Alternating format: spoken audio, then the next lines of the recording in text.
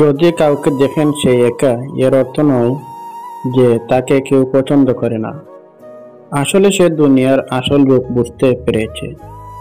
সময়ের সাথে ক্ষত শুকিয়ে গেলেও ক্ষতের সাথে মিশে থাকা মানুষটা সহজে মুছে ফেলা যায় না। এই 5 ধরনের মেয়ে বিয়ের আগে শারীরিক সম্পর্ক করে। 1. যে মেয়ের অধিক ছেলেবন্ধু থাকে। 2. যে মেয়ের সোশ্যাল মিডিয়ায় আকৃষ্ট হয়ে পড়ে। 3. যে মেয়ের অন্যের জিনিসের উপর লোভ থাকে। 4. যে মেয়ের নেশাগ্রস্ত হয়ে পড়ে। 5. যে মেয়ের মধ্যে নিজের বাবার সামর্থ্যের বাইরে চাহিদা থাকে। এই প্রতিটি বিষয় একটা মেয়ের নিজের সতীত্ব নষ্ট করার অন্যতম কারণ। যদি দূরে থাকতে চাও তবে আর সামনে এসো না। ঘৃণাই যদি করতে চাও তবে নিচে আর ভালোবেসো না। হৃদয় খুন করতে যার হাত কাঁপে না, শরীর খুন করতে তার হাত কাঁপবে না। আমি বারবারই দেখেছি তারাই জীবনে সবচেয়ে বেশি সুখী যাদের জীবন চাহিদা খুব কম। এই পৃথিবীতে সবাই একদিন বুঝতে পারবে যে সে নিজেই নিজেকে ঠকিয়েছে। কি আজব তাই না? মনটা কোনো কাচের জিনিস নয়, তবুও ভেঙে যায়। দুটি চোখের মধ্যে মেঘ থাকে না, তবুও পানিতে ডুবে যায়। মানুষ আবহাওয়া নয়, তবুও বদলে যায়। মরলে পরে কাঁদবে সবাই, বেঁচে থাকতে লয় না খোঁজ।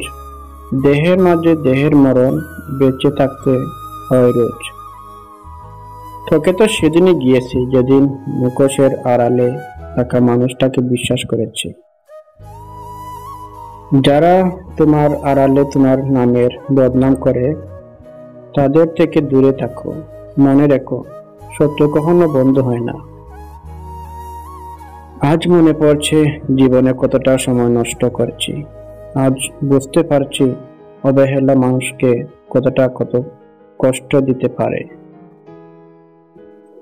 আজকের এই ভিডিওতে হতে পারে আপনার জীবনের সেরা একটি শিক্ষা, তাই ভিডিওটি সম্পূর্ণ দেখার অনুরোধ করছি। এক জ্ঞানী বাবা নিজ পুত্রকে বলল, জীবনে 3টি বিষয় কখনো ছাড় দিবে না। 1. ভালো খাবার খাওয়া। 2. ভালো বিছানায় ঘুমানো। 3. ভালো ঘরে বসবাস করা। ছেলে বলল, কিন্তু আমি তো দরিদ্র, এতগুলো আমার দ্বারা কিভাবে সম্ভব? জ্ঞানী বাবা বললেন, যখন প্রচন্ড খিদে পাবে তখন খাবে, তাহলে যা পাবে তাই হবে সবচেয়ে ভালো খাবার। যখন কাজ করতে করতে ক্লান্ত হয়ে যাবে তখন ঘুমাবে, সেখানে ঘুমাবে, সেটাই হবে ভালো বিছানা।